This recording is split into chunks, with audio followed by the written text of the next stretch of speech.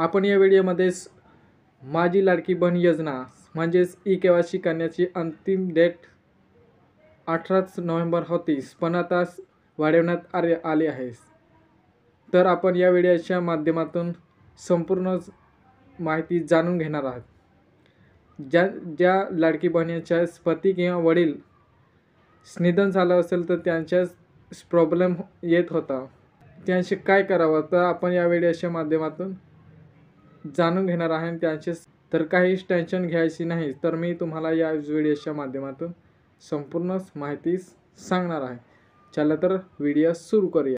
तर मित्रांनो, तुम्हालाच 18 नोव्हेंबर 2025 पूर्वी सर्व लाभार्थींनी ई-के.वाय.सी प्रक्रिया करावी अशी सूचना यापूर्वी देण्यात आली होत्या.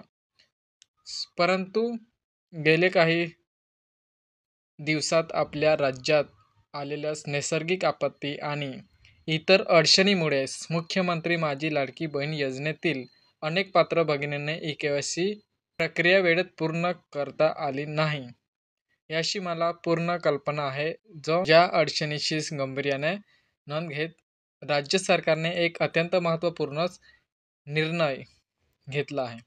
लाडकी बहीण योजनेची ई-के.वाय.सी करण्याची अंतिम मुदत तुम्हाला आता 31 डिसेंबर 2025 पर्यंत वाढवण्यात आली आहे.